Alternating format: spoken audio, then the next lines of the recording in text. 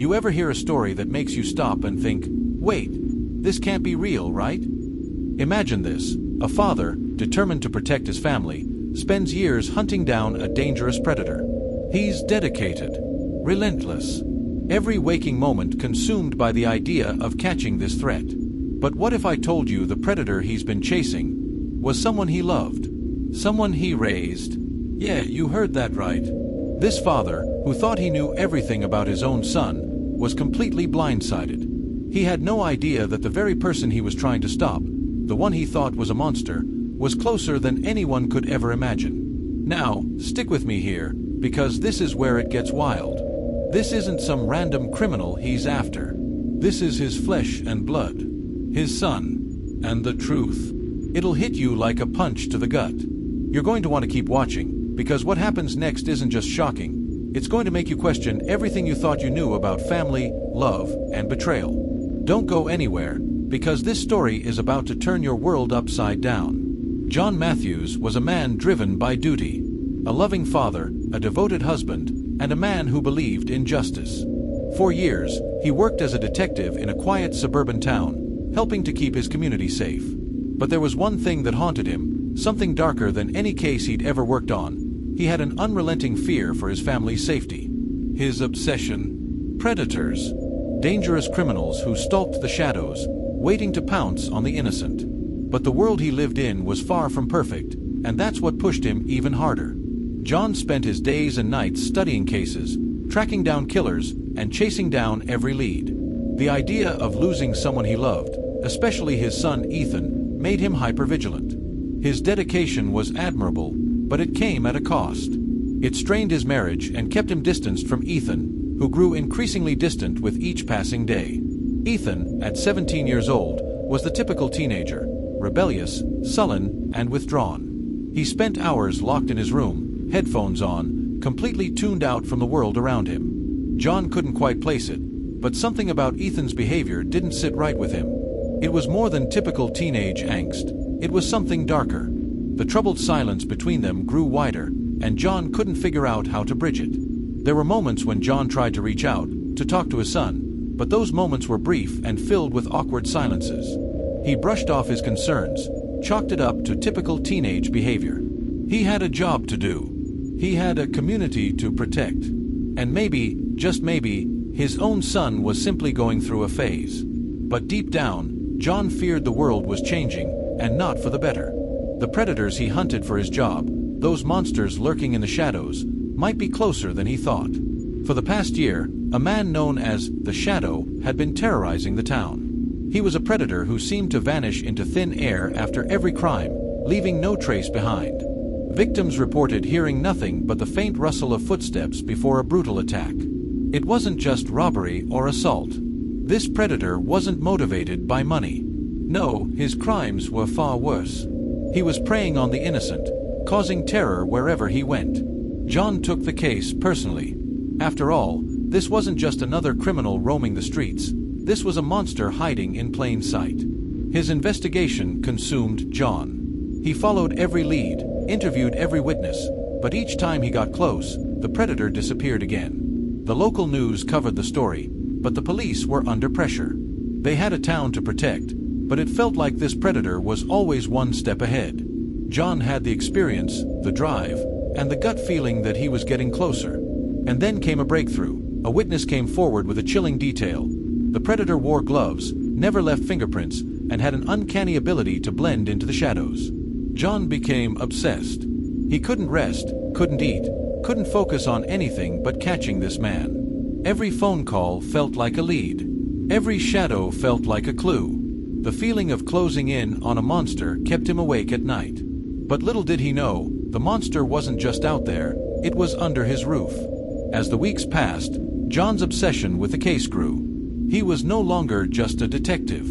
He was consumed. His work, his hunt for this predator, took priority over everything. His family, his marriage, and even his son. Ethan, meanwhile, continued to drift further away. He wasn't the same boy John had once known. He had changed, but John couldn't figure out how. It was like a part of him was slipping through his fingers. Ethan's behavior became more erratic. He was sneaking out late at night, and his grades began to slip. When John asked him about it, Ethan would shrug it off. His answers were brief, his gaze distant. John couldn't understand it. How had his son gone from the bright, energetic kid he once knew to this angry, sullen teenager who seemed to harbor a deep resentment toward him? But John didn't give up. He thought, he's just a teenager. This is normal. He justified the distance. He made excuses. But deep down, he began to feel like something more was happening. There were moments, fleeting moments, where John thought he saw something in Ethan's eyes, a coldness, a detachment, that he couldn't explain. It was during one of these moments that John noticed something odd: Ethan's phone. It was always face down, always locked, always hidden. And yet, there were times when John would catch a glimpse of messages, a stream of messages from unfamiliar names. But the thing that stuck out the most, one message that John happened to read, a single text from an unknown number: "The shadow is getting too close. You need to move faster." John froze. He stared at the screen. His heart raced. He couldn't quite make sense of it, but there was no doubt in his mind. Ethan had something to do with it. Was Ethan involved with the shadow? Was he protecting him? Or worse, was he helping him? John couldn't believe it. His son was mixed up in something dark. The truth came crashing down on John like a freight train. It all started when he noticed something strange. Ethan had been acting even more strange than usual, sneaking around the house, disappearing for hours. That's when John made the decision. He installed a hidden camera in Ethan's room, hoping to understand what his son was hiding. The footage came in. At first, John thought it was nothing. But as the days passed, the footage revealed something chilling. Ethan was meeting with someone. A man, dressed in black, wearing gloves and a hood, just like the shadow. They were in Ethan's room, talking, planning something. It was clear they were in on something together. But then came the most shocking part. John watched, horrified, as Ethan handed the man something, an item wrapped in cloth. It wasn't until John zoomed in that he saw it. A weapon. The same weapon that had been used in the recent attacks. Ethan wasn't just hiding the predator. He was the predator. Ethan had been leading a double life, one that John never suspected. His son, the boy he had raised, had been living a life filled with violence and darkness. It wasn't just the actions of a rebellious teenager, it was the life of a cold-blooded criminal. John couldn't breathe. He sat there in stunned silence, the camera feed still playing. His mind was racing, his heart pounding. How could this be? How could Ethan, the boy he loved, the boy he raised, become this? The questions stormed through his head, but none of them made sense.